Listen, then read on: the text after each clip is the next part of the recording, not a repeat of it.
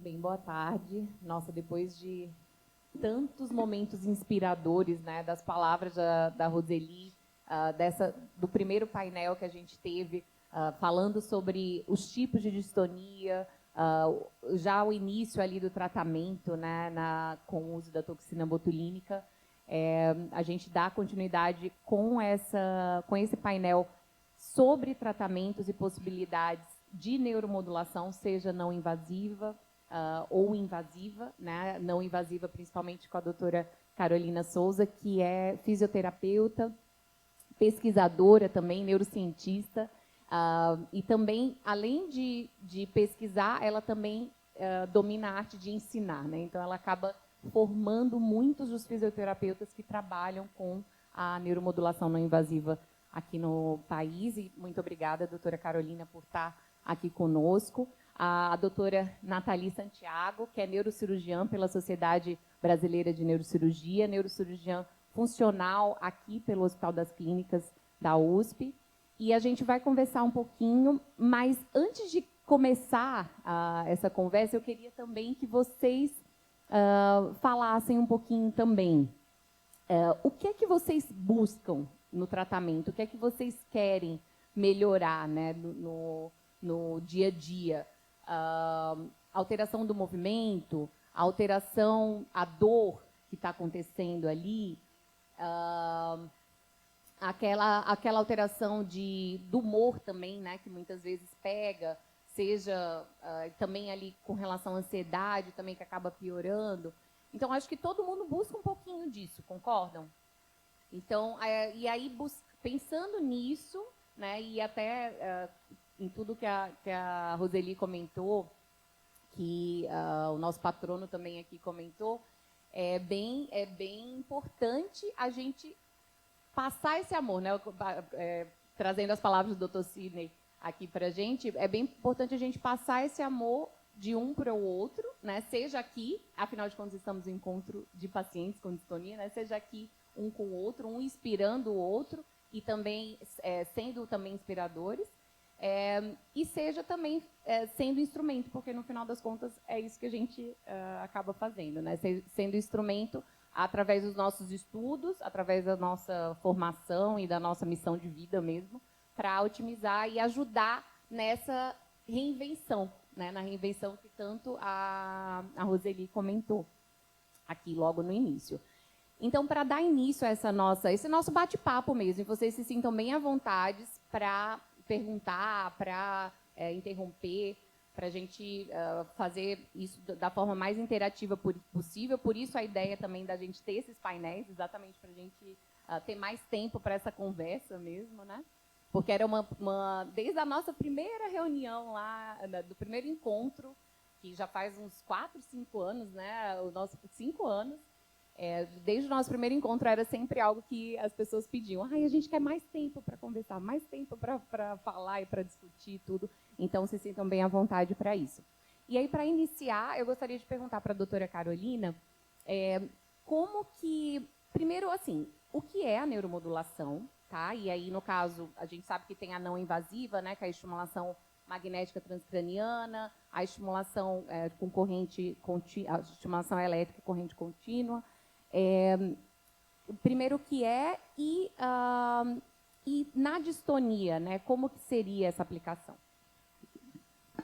Bem, boa tarde a todos. Gostaria de agradecer o convite da Distonia e Saúde. E para mim é um grande privilégio estar aqui com vocês. Eu me sinto verdadeiramente honrada.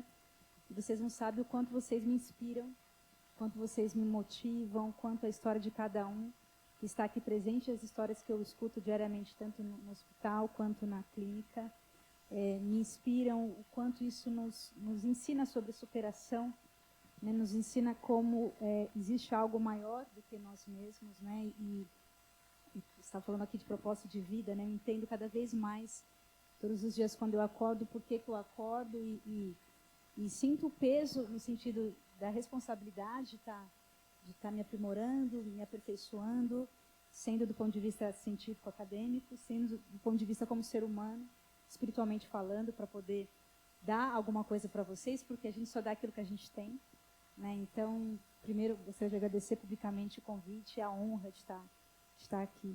Bem, para falar de neuromodulação, que é um assunto que eu tenho estudado muito nos últimos tempos, porque mudou a minha vida, mudou a minha prática clínica. Eu comecei a trabalhar com neuromodulação invasiva, vendo os casos do Hospital das Clínicas, depois com a doutora Vanessa também na Beneficência Portuguesa.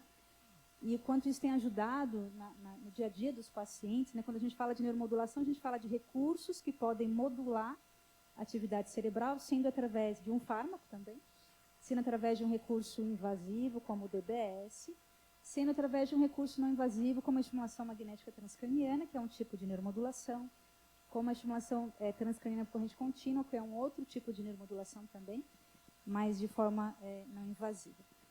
Bom, falando da neuromodulação não invasiva, a gente utiliza basicamente esses dois equipamentos. Existem outros equipamentos que têm também um nível de evidência científica mais ou menos estudados. A estimulação magnética transcraniana, que eu vou chamar de TMS, ela começou a ser estudada na década de 80, pesquisando como forma de recurso terapêutico para pacientes com depressão. Então, estimulando áreas mais frontais, a gente observa que pode melhorar, e hoje em dia é nível de evidência A, para tratamento da depressão, principalmente para casos de depressão que são refratárias a tratamentos medicamentosos. Quando a gente fala de nível de evidência A, significa que o tratamento ele é definitivamente eficaz. A doutora Sara falou que a gente segue alguns guidelines de recomendação para tratamento, então o TMS começou a ser estudado em pacientes com depressão. Depois foi evoluindo, então, o nível de evidência A também para AVC, principalmente o subagudo, então nos 6 primeiros meses do AVC também nível de evidência A, depois isso cai para B. Dor crônica, estou até discutindo aqui com a Nathalie algumas indicações para casos de dor crônica. E para distonia, nos últimos 3, 4 anos, alguns estudos um pouco mais robustos, mas principalmente em distonias focais, mas o alvo ainda não existe um consenso sobre qual o melhor alvo para se estimular. Estou falando de TMS, tá, gente? Só para não mudei ainda para o TBCS. Mas é o que tem mais estudos, porque é um aparelho mais antigo. Mas parece que o principal alvo é o córtex premotor, que é uma área um pouco mais anterior, e a gente faz uma estimulação inibindo. Então, como a doutora Sara comentou na fala dela, o córtex, por exemplo, está muito excitado em pacientes com distonia. E no caso da neuromodulação invasiva, tudo indica que o principal protocolo é você fazer uma inibição em áreas pré-motoras que estão relacionadas à programação do movimento, e isso inibe o movimento involuntário, ajuda no controle do movimento. A gente tem até alguma coisa publicada em relação a isso. Em relação à estimulação transcraniana por corrente contínua, que é o TDCS, vocês vão ouvir as duas siglas, ou ETCC em português, eu não expliquei o mecanismo de ação, né? Mas o TMS a gente aplica um campo magnético que, quando em contato com o crânio, ele induz uma corrente elétrica que modula a atividade cerebral. Gente, se eu for muito técnica, vocês me corrijam, tá? Eu posso tentar ser mais didática. Certo? Então, um campo magnético que gera uma corrente elétrica que modula a atividade do cérebro. O outro, que é o TDCS, a gente trabalha com eletrodos. Então, você coloca o eletrodo na área que você quer estimular e esse eletrodo gera também uma corrente elétrica que pode modular a atividade cerebral. Esse é um equipamento que começou a ser estudado no ano 2000, então tem menos estudos ainda do que o TMS, mas para alguns casos de distonia, a gente observa alguma resposta interessante, principalmente para distonia focal, distonia cervical. A gente tem alguma coisa até publicada em relação a isso. Certo? Então, basicamente, são essas formas de neuromodulação não invasiva. Vocês vão ouvir falar bastante, porque está crescendo cada vez mais os estudos nessa área. Sim, a gente tem visto resultados bem interessantes, né? Tanto, principalmente distonia focal, que a gente acaba vendo, mas cãibra do escrivão, né? E aí, como a gente tem vários tipos e a distonia acaba sendo muito heterogênea, né? Com relação aos protocolos, né? Seja para um blefaroespasmo, seja para uma distonia focal, seja para uma distonia cervical, uma hemidistonia, ou até de cinesia tardia também, que a gente conversou muito bem hoje no painel anterior. O protocolo ele é semelhante, você acaba fazendo algum tipo de alteração e enfim, e você acaba preferindo o TMS ou o TDCS. Eu sei que ainda os estudos ainda estão em andamento, mas qual a sua como grande expert no assunto, né, qual a sua opinião? Bom, gente, a gente acaba não utilizando o mesmo protocolo para os pacientes. E tem pacientes que não respondem, infelizmente, como qualquer tratamento, né? Eu gosto mais de usar esses protocolos inibitórios, mas tem descrição na literatura de o contrário, de protocolos excitatórios. Então, se por acaso o paciente não responder, a gente pode conversar e mudar o protocolo. Acaba não sendo o mesmo protocolo para todas as doenças. Casos de distonia generalizadas normalmente não tem boa resposta, então a gente não indica. Eu acabo indicando para a cirurgia. Discinesias tardias também a gente não indica. Nunca fiz neuromodulação em paciente com discinesia tardia, porque a gente sabe que tem uma boa resposta com cirurgia. Então, por que você indica isso se o paciente responde melhor com a cirurgia, né? Mas o tratamento ele é gourmetizado. Então, avaliando o paciente, as principais queixas, a gente pensa no protocolo de acordo com a queixa do doente. Mas, exato, e obviamente focando na queixa e focando... A gente leva em consideração, obviamente, o que a literatura diz, mas é importante o que o paciente sente, né? Quais são as queixas. Como a doutora Sara comentou, nenhuma distonia é igual à outra. Né? Se o paciente tem tremor, talvez não responda tão bem quanto um paciente que não tem tremor. Se é uma distonia mais fixa, talvez o TDCS pode ajudar mais. Você faz o movimento junto. Então, é importante avaliar bem para pensar em cada caso.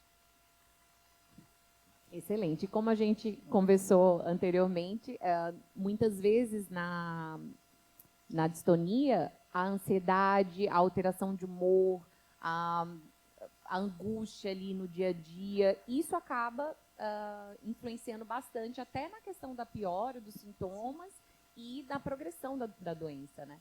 E aí, pensando nisso, e já que você trouxe muito bem, que lá na década de 80, a gente teve a indicação ali inicialmente para depressão, você acaba também indo para esse, assim, paciente que tem alterações de humor, paciente que tem ansiedade, você acaba somando ali no tratamento também? Essa pergunta é excelente. Acho que, como nós sabemos que tem um nível de evidência alto, né, para depressão, se o paciente tem a depressão associada à distonia, por que não? Né, estimular também áreas, no caso alvo é o córtex pré-frontal, do eixo lateral esquerdo, né, que é um hub do sistema cognitivo. Então, a gente estimula também para casos de depressão. Se o paciente tem ansiedade, um protocolo inibitório, em córtex contralateral, córtex pré-frontal do lado direito. Então, são só áreas, gente, são palavrões, né, mas áreas que a gente estimula e pode trazer benefícios também nesses casos. E dor também, né? Dor é uma coisa que normalmente acompanha. Se a dor é a principal queixa, existem protocolos para dor crônica também. A gente pode estimular para dor crônica se o paciente não melhora com a toxina, se o paciente não melhora com algo convencional. Bem, passando um pouquinho para a área que eu sou extremamente apaixonada, que é a parte da estimulação cerebral profunda, né?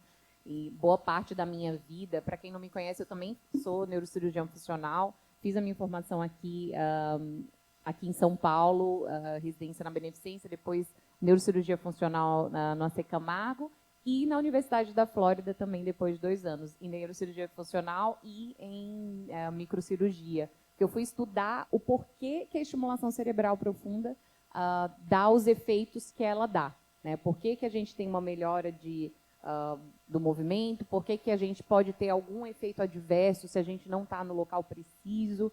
Então, tudo isso foi algo que me levou, né, a aprofundar mais esses estudos. Então, para entender um pouquinho, vamos, assim, o tratamento cirúrgico não necessariamente começou com a estimulação cerebral profunda, né, doutora Nathalie? Então, quando foi que foi iniciado, né, o tratamento cirúrgico? E ainda há espaço quando a gente pensa em tratamento ablativo, né? Então, fala um pouco para a gente. Boa tarde a todos. Inicialmente, eu gostaria de agradecer pelo convite. Estou extremamente honrada e dizer que está sendo muito emocionante poder acompanhar. A tarde de hoje fiquei muito emocionada com vários momentos, mostrando as experiências de cada um, o momento, a gravação do vídeo, lindíssimo. E vocês são profundamente inspiradores. Então, assim, sou apaixonada também pela neurocirurgia funcional. apaixonada pela anatomia, pela explicação. Entender o porquê, como a doutora Vanessa falou, é fundamental, não só o que fazer, mas o porquê. Até porque a gente não procura só uma melhora motora, tem tantos outros sintomas envolvidos. Então, sim, para entender o que é a cirurgia ablativa, né? A cirurgia que a gente usa hoje, que é o DBS, que é a estimulação cerebral profunda, é com implante de um eletrodo cerebral, diferente. A cirurgia ablativa não há um implante, há apenas a lesão. Não, no caso, gente, não é para danificar nada. A estrutura, a lesão, ela é proposital, é uma ablação, ela é intencional, num alvo profundo, milimetricamente calculado. Então, eu acho que sim, com toda certeza, a gente tem muita aplicação ainda. Vamos pensar que a gente está no Brasil. O Brasil é um país enorme, com uma distribuição extremamente desigual de centros de tratamento. Então, aqui em São Paulo, se eu quiser, o que é distonia? Muita gente aqui sabe, muitos especialistas, muitos locais para diagnóstico. A gente sabe que no momento do implante, quando a gente tem que fazer um acompanhamento e um segmento, ele é um segmento rigoroso. Não adianta fazer a cirurgia agora e retornar em 6 meses que o meu benefício está ou condenado ao fracasso, ou com certeza ele não vai atingir o sucesso necessário. Então, pensando em áreas distantes, em dificuldades de segmento, a cirurgia ablativa é uma grande alternativa. Tá? Ela ainda é muito usada, e não só no Brasil, mas muitos outros países. Então, até há alguns anos eu estive num encontro, que foi no Brigham Hospital, na Harvard, e inclusive profissionais da Europa, defendendo a manutenção das cirurgias ablativas para os distúrbios do movimento. Tá? Então, sim, tem muita aplicação. Eu acho que por outros motivos também, pacientes que não podem ter o implante, né? Ou por alguma coisa que contraindique o implante de um hardware, do eletrodo, de todo o sistema, a gente tem que ter uma alternativa. E a cirurgia ablativa consistiria em uma alternativa para esses casos também. Sim, excelente. E, na verdade, com relação até o que vai vir pela frente, né? Porque eu não sei se vocês ouviram falar, mas existe também um tipo de ablação que está sendo estudado e que já está sendo aplicado para tremor essencial, doença de Parkinson, que é ultrassom focalizado. E que é uma opção também de tratamento ablativo. Porque a gente pensa assim, não, ablativo é algo muito antigo, né? Mas é algo que, pensando na questão, principalmente, eu acreditaria, assim, na minha opinião, acabaria ajudando principalmente quando a gente tem uma hemidistonia, porque aí a gente está indo ali contralateral, porque quando a gente tem os sintomas axiais, muitas vezes a gente tem que ter o estímulo bilateral. E aí a ablação acaba trazendo problemas quando a gente faz bilateralmente. Eu acho que a gente consegue imaginar, assim, se a gente tem que ter uma alteração, vamos fazer de conta que a gente vai sofrer um acidente aqui. Então, se a gente for sofrer um acidente e bater a cabeça, é melhor que bata só de um lado e não dos dois lados, para a gente ter uma recuperação depois. Então, para ablação, isso é real e, geralmente, a gente acaba fazendo só um lado. Quando há relatos na literatura de se fazer o outro lado, mas, assim, com um tempo bem grande de um para outro. Não é que não possa fazer, mas há maior risco de efeitos adversos. E a gente, eu acho que, assim, na verdade, a gente sempre busca, em todos os cirurgiões, na verdade, todos os neurocirurgiões sempre buscam o mínimo de problema e de efeito adverso possível. Mas acho que a gente, na neurocirurgia funcional, a gente é mais controlador com relação a isso, ainda mais preocupado com relação a isso, porque a gente sabe que o procedimento está sendo ali para melhorar a qualidade de vida. Então, a gente não pode, geralmente a gente não admite, né, ter alterações que vão trazer problemas. Mas a gente sabe que existem, a gente vai conversar um pouquinho aqui também, vai abrir também para vocês perguntarem, que é sempre algo bastante frequente nos nossos encontros. E eu queria também entender, doutora Nathalie, com relação a quanto se pode melhorar, né? Que também é uma dúvida que sempre nos encontros a gente acaba discutindo.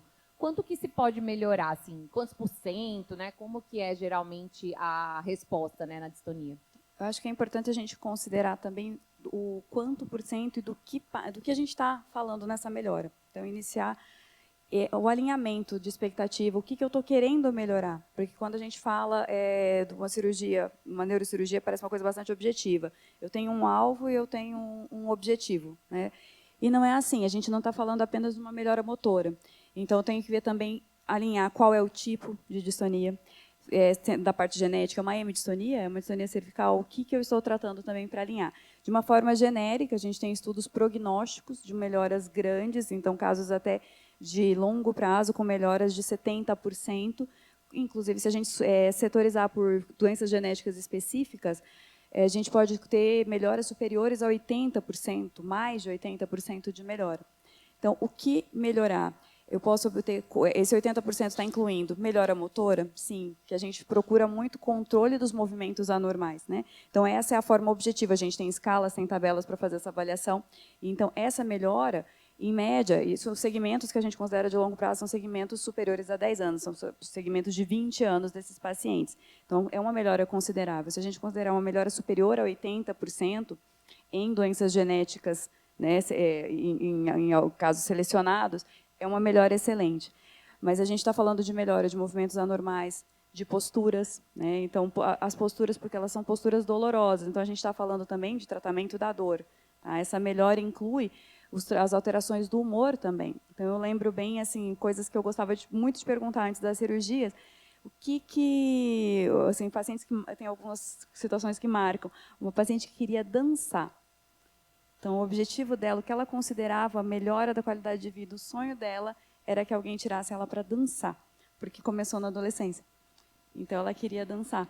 Então, assim, essa melhora, né, que a gente está esperando, ela não é só uma melhora motora, né? A gente vai ter uma melhora grande do humor, a gente vai ter uma melhora grande da ansiedade, dos quadros de depressão. Tá? Então, mas considerando enquanto é possível, a gente pode ter casos, inclusive, superiores a 80% de melhora. Nossa, muito legal você comentar o que é que se busca, né, ali com o tratamento, com a possibilidade, no caso da estimulação cerebral profunda aqui, por exemplo, mas eu acho que tudo se aplica ao que a gente conversou aqui, seja na toxina botulínica, seja na estimulação magnética transcraniana, seja no tratamento fonoterápico, né, que a gente pode estar melhorando ali o dia a dia daquele paciente com redução de risco, até de broncoaspiração, problemas graves. Então, isso é muito importante e é pensando nisso, né? E eu acho que é legal todo mundo parar, talvez hoje quando encostar a cabeça no travesseiro, ou se não agora mesmo, daqui a pouco, se quiser comentar um pouquinho, o que é que eu quero melhorar na minha vida? O que é que eu quero com relação à doença, com relação aos sintomas, o que é que seria legal melhorar, né? Seja um movimento no pé, seja um movimento na mão, seja na região cervical, seja uma dor. Então, tudo isso, porque a partir desse momento que a gente para pensar com detalhes o que a gente quer melhorar, a gente consegue ir atrás e também, nesse momento que vocês passam para a gente consegue ajudar vocês de uma forma melhor. Então, esse tipo de raciocínio, assim, esse tipo de acaba sendo uma autoanálise, né? Assim, o que é que eu quero, né, melhor para a minha vida. Eu acho que todo mundo, não só na distonia, mas eu acho que todo mundo tem os seus problemas e isso é legal trazer para tudo. Mas eu achei bem interessante a doutora Nathalie comentar da questão da dança, né? Porque é algo que era o que ela mais queria. E no final das contas, é isso que mais motiva a gente quando a gente vê. A doutora Carolina pode comentar de casos, eu sei que ela tem inúmeros casos, a doutora Nathalie também. Quando a gente vê ali no pós-operatório ou num fazendo a estimulação magnética transcraniana, conseguir essa melhora conseguir essa conquista, na verdade, do que se buscava, né? Eu acho que é por isso que, quando a gente fala em porcentagem, a gente está falando de escalas, de avaliações, de referências, né? Mas, assim, importante que pode ser que essa pessoa está nesse 70% de melhora, mas ela está com aquele 30% que não está melhorando. Então, para ela, quando ela vai falar da melhora, ela não vai se considerar que ela está naquele paciente que evoluiu com a melhora esperada, porque não é a melhor esperada para ela. Então, isso é super importante. O que a gente está passando aqui, em questão de avaliação de porcentagem, é uma coisa objetiva, mas é super importante esse alinhamento da parte subjetiva. E uma das formas também é saber o tipo de distonia de cada um, para poder saber se realmente é factível, se esse prognóstico para essa pessoa vai ser possível. Um ponto muito importante também, até para a gente conseguir isso, né? Tanto a doutora Nathalie, a doutora Carolina sabem muito, a doutora Sara, a doutora Giovana sabem muito como que eu penso com relação à cirurgia, seja qual for, né, a cirurgia, mas assim, puxando para a parte da estimulação cerebral profunda, que é o que a gente mais acaba indicando, né, com relação ao procedimento invasivo, é sempre muito importante existir essa interdisciplinariedade, porque muitas vezes o que eu avalio como cirurgiã não é o que a doutora Carolina vai conseguir avaliar ali no pré-operatório, a doutora Giovana também, a doutora Sara nem se fala, né, porque na verdade quem indica é o neurologista. Então, e assim, e aí a doutora Giovana bem falou da avaliação também da otorrino também, que vai avaliar lá como estão as cordas vocais, como está essa deglutição, tudo. Não só de forma clínica, mas também com imagem, né, usando a endoscopia da deglutição. Então, na verdade, e fora as imagens que a gente tem, a evolução da tecnologia que a gente tem agora com a Neurorádio também sempre junto, e a gente tem um time incrível, né, lá na Beneficência Portuguesa, que a gente coloca em contato com a Mayo Clinic na Flórida e com o pessoal da Neurorádio de lá para trazer o que tem de melhor mesmo e de mais novo para se avaliar essa região ali da profundidade do cérebro. Porque a gente vai começar também a falar um pouquinho com relação aos alvos, assim, mas na profundidade do cérebro é bem importante que a gente consiga enxergar o que a gente está buscando ali na cirurgia e o que a gente vai implantar. E não é só implantar no globo pálido interno, por exemplo, que é o alvo mais utilizado para o tratamento de dissonia, mas colocar de uma forma precisa na profundidade, profundo e posterior ali no globo pálido interno, e aí dessa forma você consegue ter a melhora dos sintomas. Mas para conseguir essa melhora, é bem importante que tenha todo o time junto para conseguir ter o maior sucesso possível e chegar até nessas porcentagens mais altas até e conseguir o objetivo do paciente inicialmente, né? Seja dançar, seja caminhar, seja ter uma boa noite de sono, né? Foi uma das coisas que eu lembro a Nil quando ela veio falar comigo, coisa que ela mais falou, eu nem acredito quanto que eu melhorei meu sono, né? Assim, como eu dormi melhor, nossa, como ficou melhor assim. Então, às vezes são coisas que a gente nem se dá conta que está ruim, que está tão ruim, né? Que aí quando melhora você fala, nossa, poderia estar assim, por que eu não fiz antes, né? Digamos assim.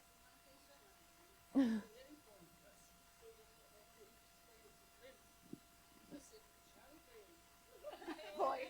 Não, a gente, na verdade, com relação a... A gente sempre foi dizendo, não, vamos com calma, vamos primeiro otimizar o Botox, né? Mas o que a doutora Vanessa tem comentado, essa questão da multidisciplinaridade é fundamental para o sucesso, né, do tratamento. Porque muitas vezes o profissional ele vê só só uma fotografia do paciente. Quando a gente tem uma equipe, a gente consegue ver o filme do paciente. Então, a chance de errar é muito menor. É importante essa questão de trabalhar em equipe. E, graças a Deus eu tenho essa sorte de trabalhar em equipes de tratamento de distúrbios do movimento. Então, é importantíssimo vocês procurarem equipes, né? Porque...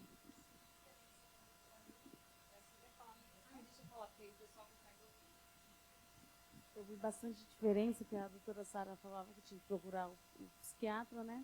E aí eu procurei o psiquiatra, eu gosto bastante dele, e ele entrava em contato com a doutora Sara e vice-versa.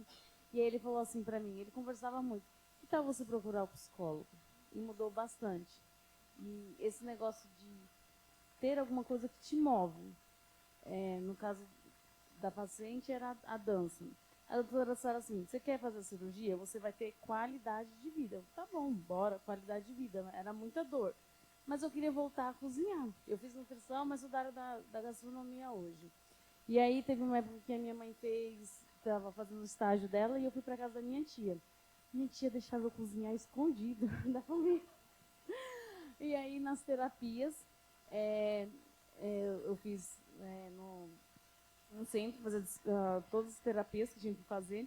E lá eu tive que cozinhar. Aí eu fiz um brigadeiro. Eu falei, pronto, tia, liberou. Agora a mãe vai deixar eu cozinhar. Teve um dia que a mãe olhou assim, você ainda sabe cozinhar há tanto tempo, né?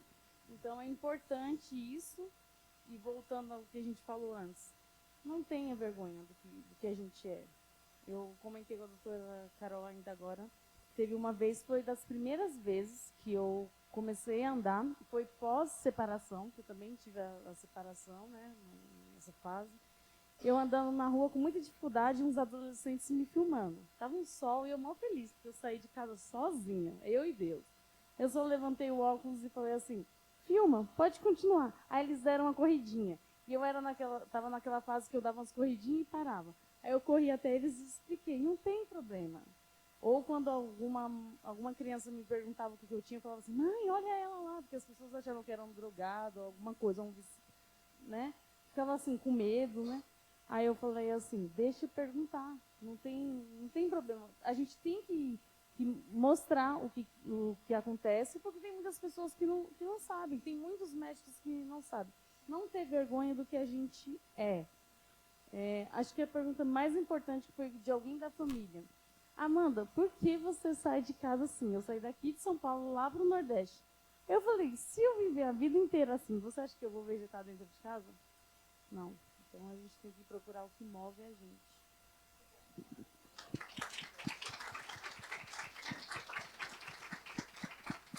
Muito bom, Amanda. E obrigada por compartilhar, que com certeza só essas suas palavras já serviram de inspiração para muitos que estão aqui e que estão nos vendo ali, também ali pelo YouTube.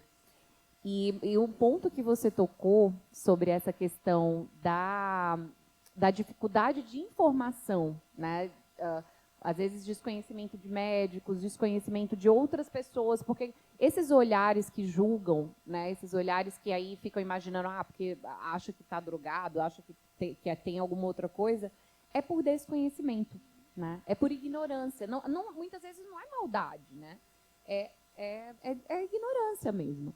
Então, e eu acho que você acabou tocando num ponto fundamental, e eu acho que no principal motivo da gente estar aqui hoje, que é espalhar essa informação, que é fazer com que outros médicos, que com outras pessoas mesmo, seja quem tem distonia, ou até familiares mesmo que têm distonia, consigam entender melhor, né? Então, é legal também ver a emoção da sua mãe com a sua conquista de voltar a cozinhar, né? Muitas vezes ela, nossa, será que você lembra como, né? Então, ver.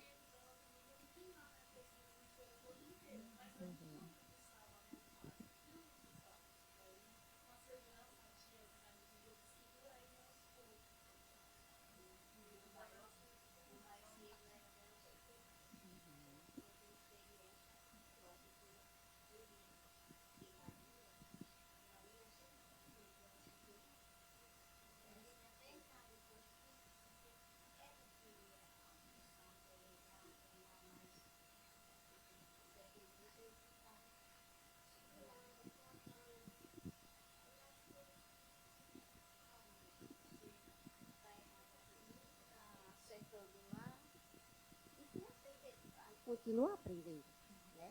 A gente nunca está sabendo.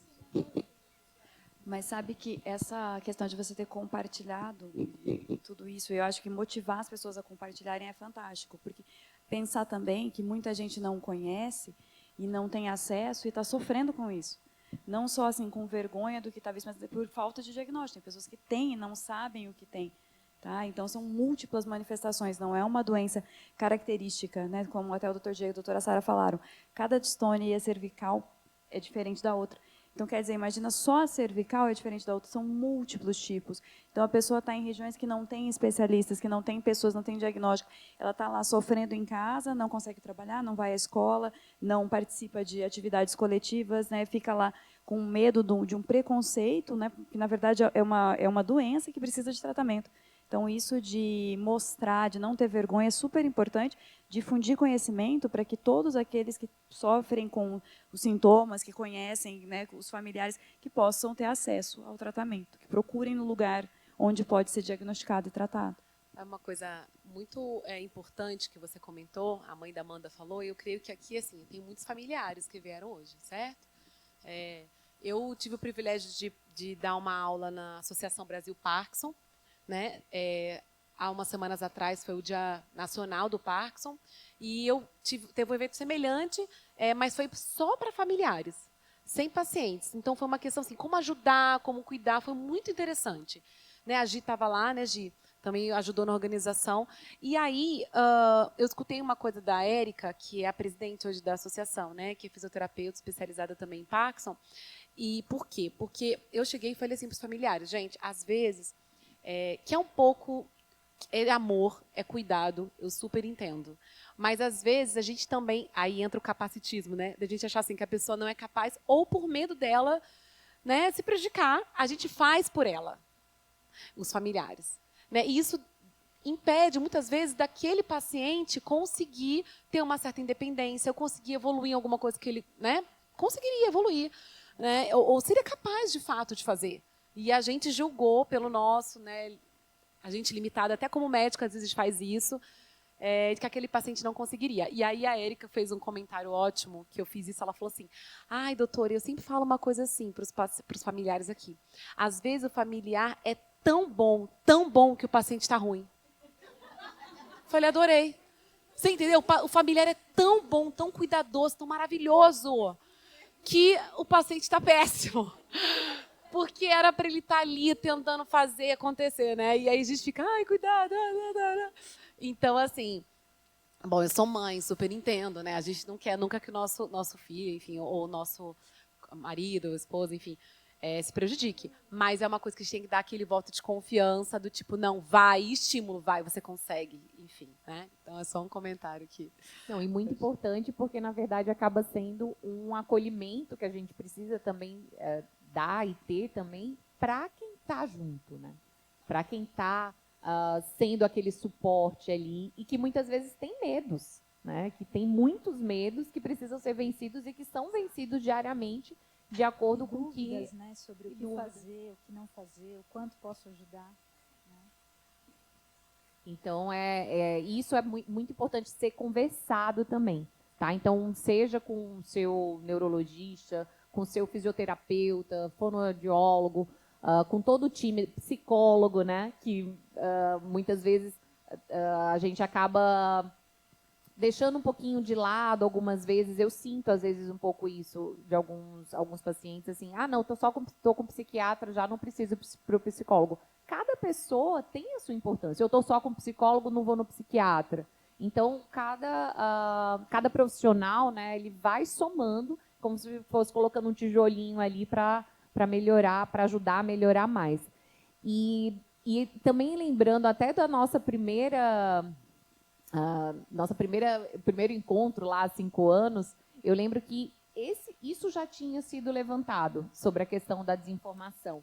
E até de se achar assim, chegar no pronto-socorro e médicos acharem que a paciente estava convulsivando, sendo que estava tendo uma crise distônica, né? E dando diazepam, dando um monte de medicação que não tinha anticonvulsivante, na verdade, também ali, e que não necessariamente ela precisava estar recebendo. E ela comentou isso, né, numa conversa como a gente está aqui, né?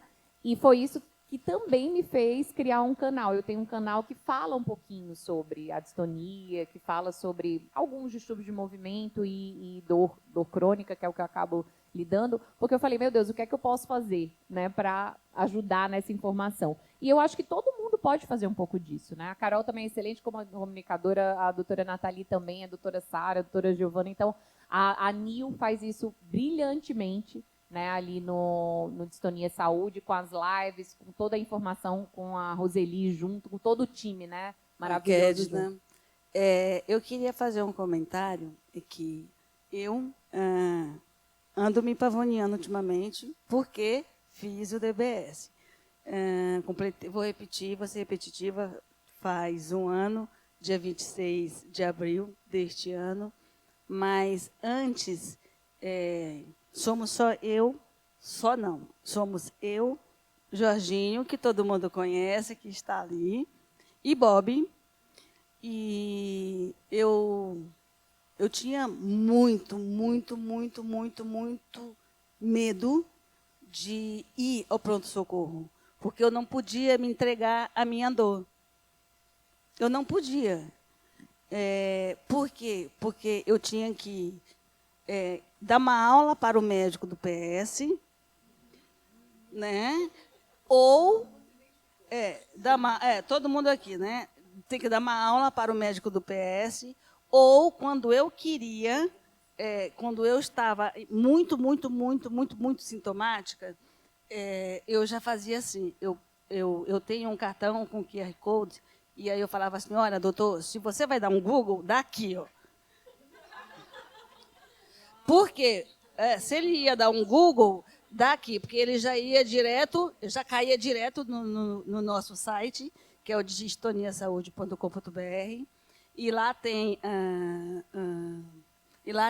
todas as informações do que é a distonia, quais remédios eu podia ou não usar, e aí ficava mais fácil. E eu já tive casos de eu precisar ir para o pronto-socorro, eu chamar o carro, o Uber, sem fazer propaganda, mas, enfim, já falei, para ir ao pronto-socorro, e quando eu estava lá, eu ligava para o Jorginho para que ele me encontrasse lá, porque alguém em casa precisava trabalhar, né? E aí eu não podia me entregar a minha dor antes até ele chegar. E eu tinha que dar aula para o médico, sempre. Nesses 11 anos de sintomas, 7 de diagnóstico e tudo, o que aconteceu? Eu conheci um médico que não é da área de neurologia, que é o meu ortopedista, na verdade, traumatologista. Eu tive um problema no pé, que eu, ao chegar no hospital, eu falei para ele, olha, doutor, eu estou com um problema no meu pé, mas eu tenho distonia. Ele falou, eu sei o que é distonia. Um traumatologista, em 11 anos de sintomas e de diagnóstico, enfim, concluindo tudo, 11 anos, nestes 11 anos, um médico, traumatologista, ortopedista, disse, eu sei o que é distonia. Fora isso, com exceção dos médicos que são especializados, ninguém nunca disse para mim, nenhum médico, eu sei o que é distonia. E por isso que é importante, desculpa se eu estou roubando a fala de vocês, mas é por isso que é importante. Nós, como pacientes, precisamos nos doutrinar, nos policiar em uma coisa. Nós temos uma doença por nome distonia. Distúrbio do movimento tem 1000. Então, vamos tentar falar a mesma língua. Distúrbio do movimento tem um paciente com Parkinson. Distúrbio do movimento tem um paciente que tem paralisia cerebral. Então, eu vou usar a linguagem, uma frase, que o meu médico, um dos meus médicos, usou comigo uma vez. Doença boa é doença com nome. Então, por favor, dê nome à sua doença. Você não tem distúrbio do movimento, você tem distonia. A minha é distonia cervical e eu estou bem e comemorando 1 ano sem dor. É isso. Desculpa.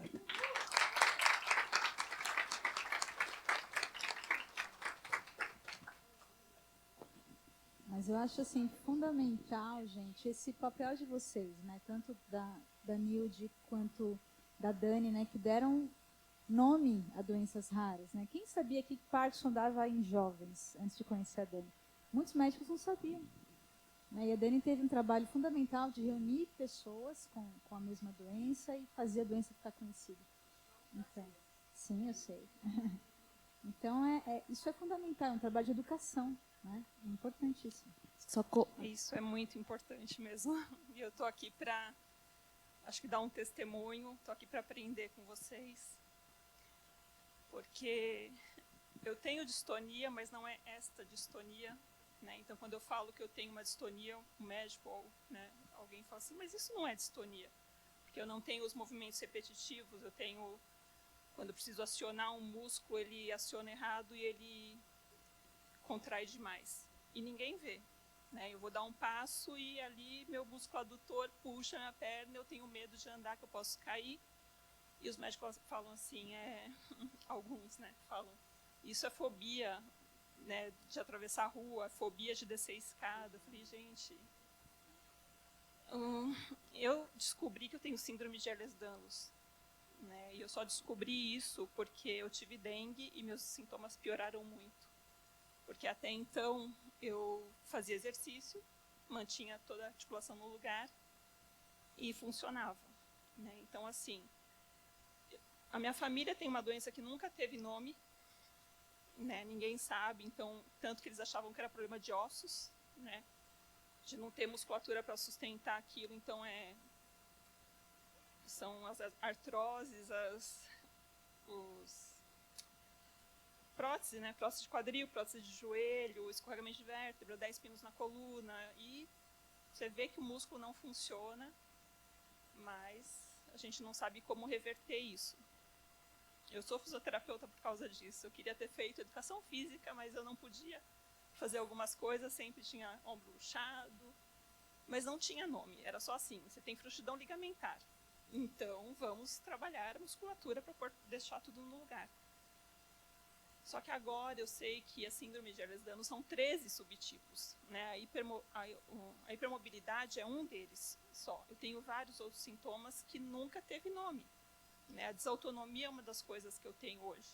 E que eu me questiono, essa disfunção de tônus, para mim parece muito essa desautonomia do tônus muscular. Eu tenho uma hipotonia, por isso que às vezes alguns tratamentos não funcionam, né? Quando o óleo de cannabis para mim foi legal, por um tempo que eu usei, só que eu tinha que usar uma dose bem baixa porque ele aumenta a hipotonia, né? Ele diminuiu minhas câimbras, no começo eu tive muito, né? Então, assim, pós-viral, eu tive muitos sintomas de fadiga extrema, era uma exaustão que parecia que estava desmaiada, fraqueza muscular, né? Tentei voltar a fazer atividade física e toda vez que você faz um esforço, piora.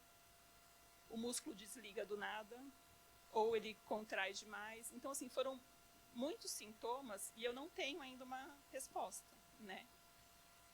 Eu tenho intolerância a várias medicações, provavelmente por causa da Ehlers-Danlos, que eu tenho ativação mastocitária, então muita coisa me dá reação. Então eu estou descobrindo, estou estudando, e nessa busca tenho podido ajudar algumas pessoas, porque muitas pessoas falam assim, eu fui para físio e piorei, porque a gente costuma sempre estar estimulando, incentivando, está com uma fraqueza muscular, vamos fortalecer. E no caso da encefalomielite miálgica, ou da síndrome da fadiga crônica, é o que a gente tem, que a gente chama de mal-estar pós-esforço. A gente tenta fortalecer e piora. Então, eu estou aqui para buscar respostas, tentar tratamentos alternativos, porque é uma doença, as duas, né? Eu tenho uma doença de base, que é a síndrome de Ehlers-Danlos, e a síndrome pós-viral, que eu acredito que os vírus fazem um estrago bem grande em quem já tem um tecido frágil, né? Que a síndrome de Ehlers-Danlos é um defeito na síntese do colágeno, não é falta de colágeno. Então, do mesmo jeito que eu tenho tecidos mais elásticos, mais frouxos, eu tenho outros mais fibrosos, por isso que eu tenho os cistos. Então, hoje tudo se explica, sabe? Então, por isso que é importante mesmo dar os nomes, né? E buscar alternativas. Então, eu estou aqui para isso, eu agradeço muito esse espaço. E obrigada.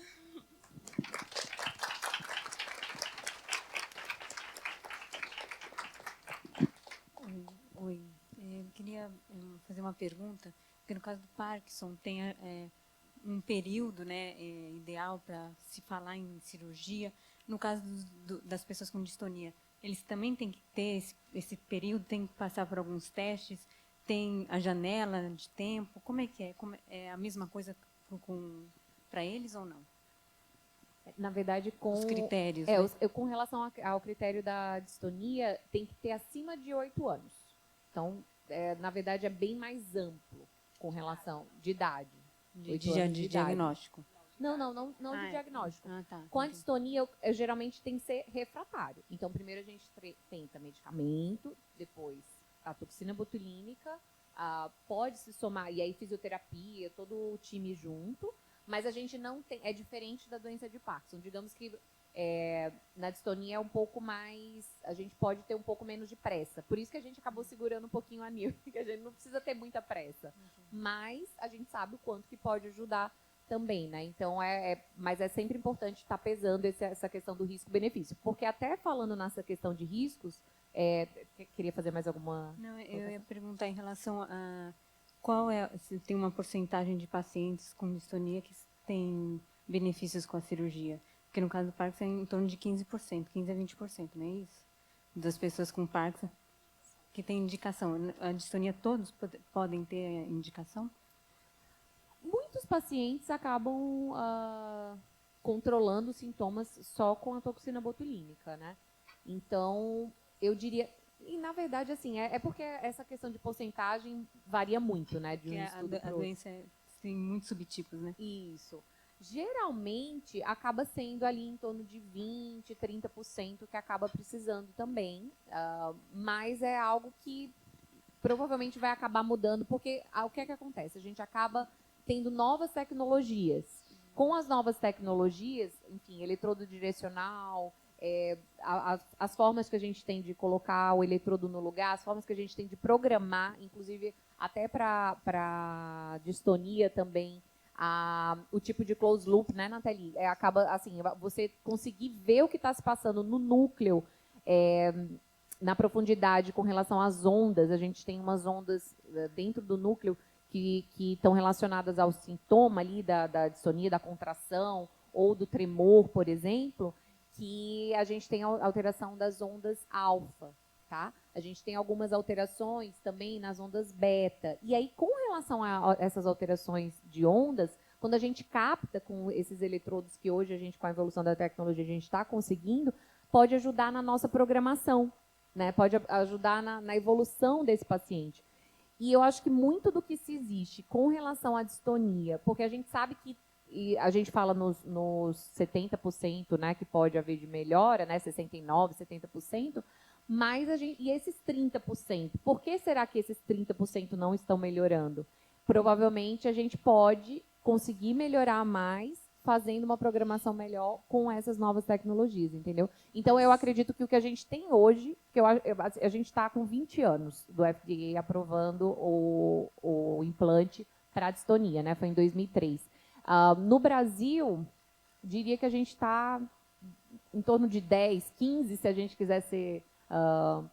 Então, acho que a gente ainda está engatinhando com relação ao quanto de pessoas que estão beneficiadas, né, por essa tecnologia, quanto de pessoas que podem se beneficiar. Então, acho que vai aumentar. Ainda, né? Mas tem muito que se evoluir com relação... E eu acredito assim, eu realmente acredito muito que a gente conseguindo melhores políticas, tanto com relação à questão, e eu também na diretoria de comunicação, né, na sociedade, a gente sempre busca isso.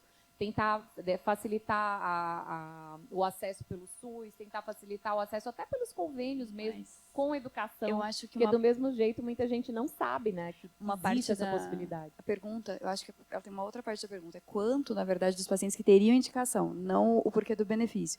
Então, na verdade, uma diferença da indicação em relação ao Parkinson, que eu acho que a comparação foi porcentagem de pacientes distônicos diagnosticados. Aqui a gente não tem como comparar, porque a gente está falando de distonia que não é como Parkinson, uma doença primária Parkinson, né? A gente está falando de distonia que pode ser secundária. Então, secundária trauma. As indicações são muito distintas. As diversas distonias, né? Isso. Aí, se a gente estiver falando uma DYT1 com uma excelente resposta, excelente indicação, a gente viu outras DYT11, DYT5, talvez, uma resposta também muito boa, mas um menor índice de indicação. Então, fica muito difícil de fazer uma comparação em relação ao Parkinson, muito por conta disso. Então, eu entrei em cirurgia, mas no HC, de criança, tá? Paciente com 7 anos, com uma indicação, na verdade, é o limite do protocolo, né, maior, a partir de 8 anos, então ela estava nesse limite de idade, que já tinha indicação. E existe diferente do Parkinson, que a gente tem, por exemplo, os anos de doença de acompanhamento. A gente teve, inclusive, no HC também, status distônico, paciente com uma crise aguda de distonia. Então, ele precisou de implante na sua primeira manifestação. Então, é muito distinto para poder comparar. São doenças completamente diferentes. Sim, mas assim, eu sou muito solidária, porque depois que eu comecei a ter as minhas distonias, eu vi o quanto é sofrido, quanto é doído e dói assim de chorar. Nossa, só de falar já me dá vontade de chorar. De tão forte que é. porque para imaginar o sofrimento é tão grande que a gente participou nessa área de uma pesquisa que os pacientes distônicos se queixam um pouco da dor. Eles se queixam muito do movimento pela limitação na vida e se queixam um pouco da dor. Então, nós fizemos questionários bem objetivos da dor. Os pacientes sem queixa de dor. Quando a gente questionava, eles classificavam uma dor que ia de 0 a 10 em 9, 8. Aí você lia o prontuário de evolução, essa pessoa não chegou e muitas vezes ela ia embora sem se queixar de dor. E aí a gente fez uma quantificação objetiva por meio de aparelhos para poder verificar as vias de dor, exatamente. E a pessoa com aquela dor não se queixando. Tamanha a limitação, né, a incapacidade que trazia, que destacava mais na consulta. Sim. Eu, mais uma vez, vou comentar algo que para muitos pode parecer nada, mas para mim foi de suma importância. Eu sempre fiz o trabalho de formiguinha, sempre tive por trás de mim o doutor Sidney, a doutora Sara, a doutora Giovana, a doutora Vanessa, que é a nossa vice-presidente, a doutora Carol, a doutora Nathalie, que é nova na família, então seja bem-vinda. A dor, eu sempre consegui suprimir, e dá para vocês perceberem pelo clipe que passou. Eu estava 2 dias sem dormir, quando eu gravei aquele clipe. E quando eu fiz a cirurgia de DBS, a maior emoção que eu tive foi, apesar do Jorginho quase infartar, a maior emoção que eu tive foi eu ir na primeira consulta, pós-cirurgia, e isso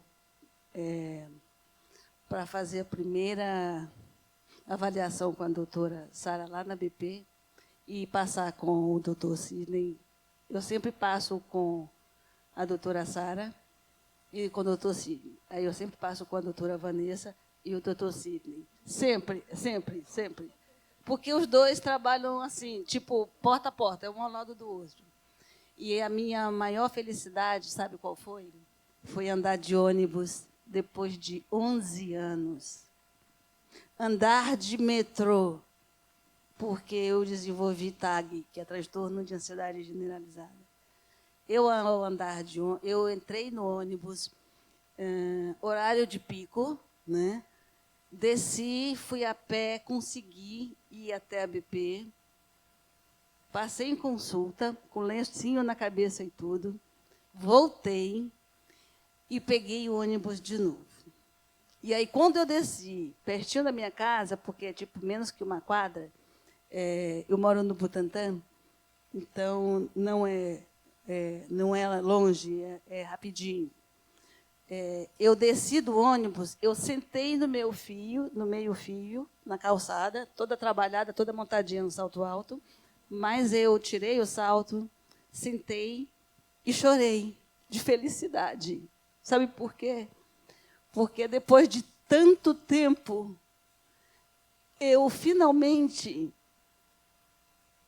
fui invisível. Me deu uma alegria, um prazer tão grande ser invisível, entrar no ônibus e ninguém cochichar, ninguém olhar para mim, ninguém rir, ninguém virar e perguntar: está precisando de ajuda, está passando mal? Eu amei a sensação de ser invisível. É isso. E a dor a gente realmente consegue suprimir, mas algumas coisas são tão importantes para quem tem dor, como nós temos. E a minha primeira alegria foi ser invisível.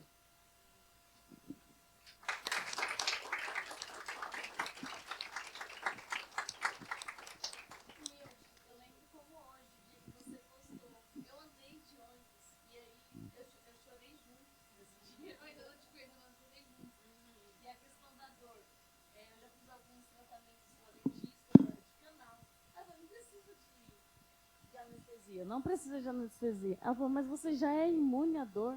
Aí eu falei, isso aí não dói nada perto da dor. E A primeira cirurgia minha foi em 2015. Eu comecei o tratamento em 2014. E filmava pra cá, e filmava pra lá. Eu até deixava, né? Mas, oh meu Deus, que saco, eu tô com dor, tenho que andar.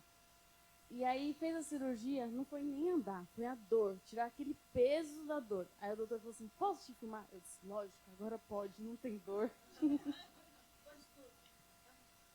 Eu vou te convidar para ser invisível no 25 de março. Muito bom.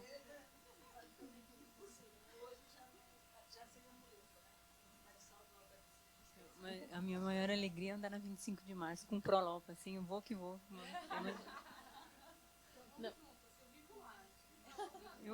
A gente começa a dar valor às coisas, às pequenas coisas, né? Assim, é impressionante como a gente muda, né? Os nossos conceitos é muito importante. Assim, é algo que nos amadurece, mas ao mesmo tempo é na base da dor. Mas é muito importante a gente se empoderar, como disse a doutora Sara.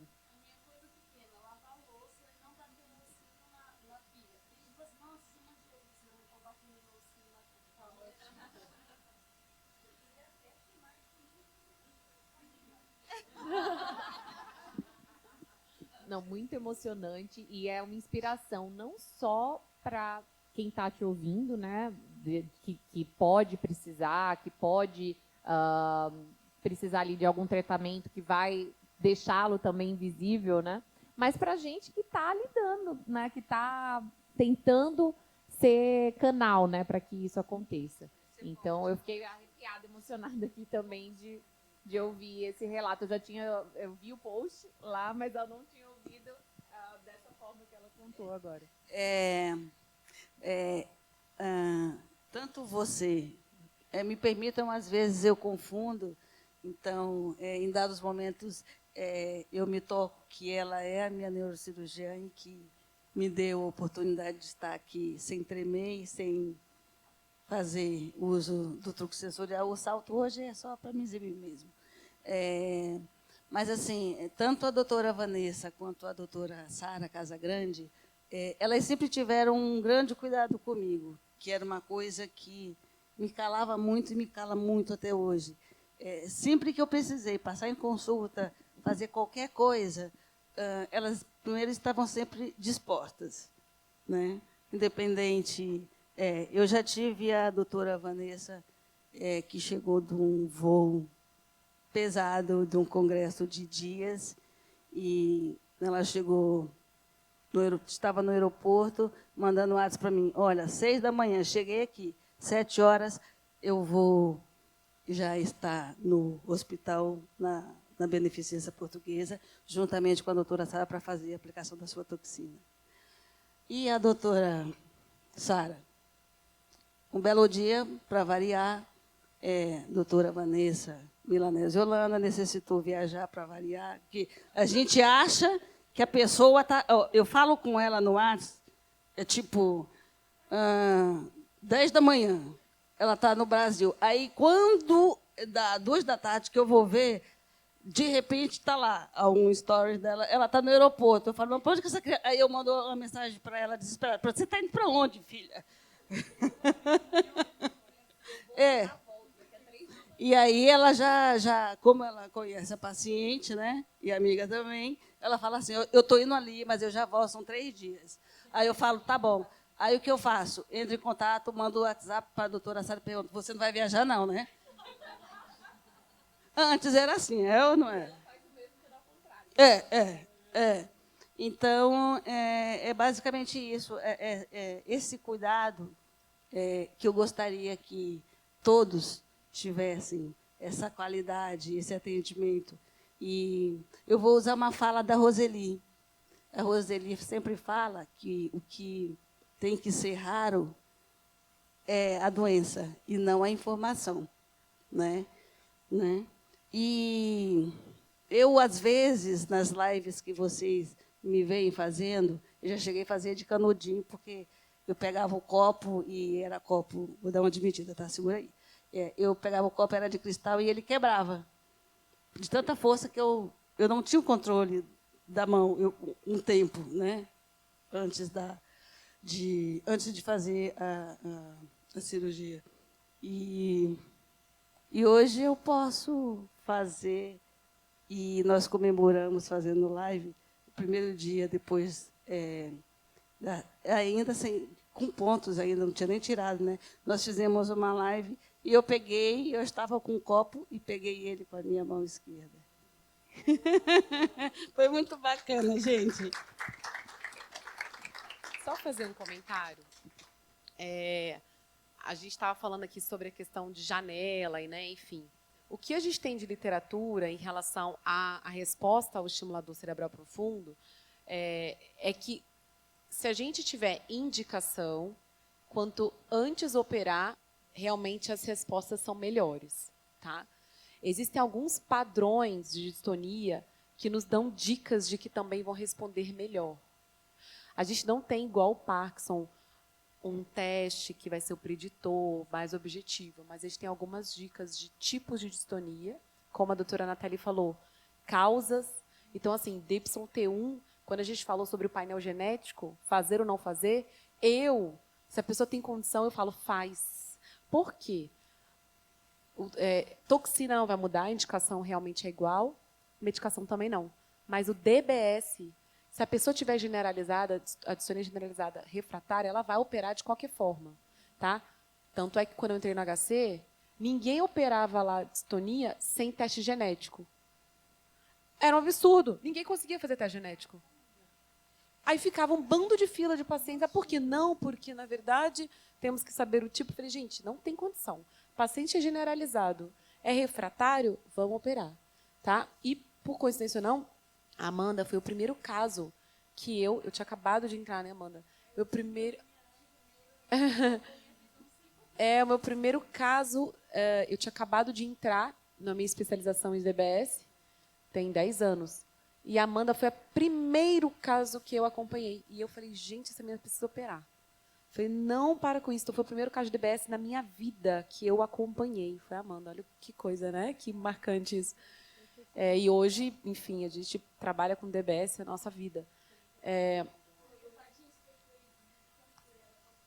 E o padre... Meu padre?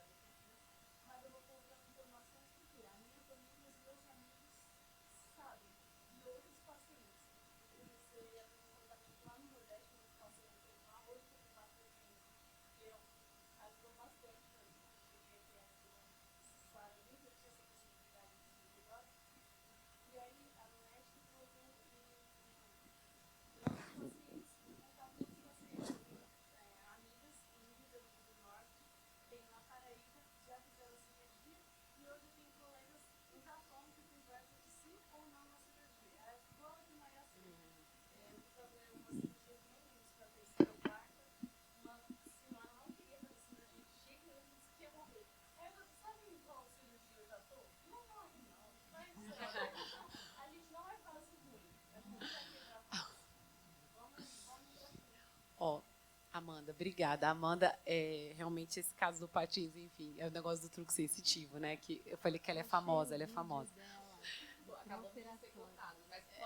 Finalizar, Não, só finalizar enfim, seu comentário. só finalizar. Então, gente, só para a gente amarrar essa questão.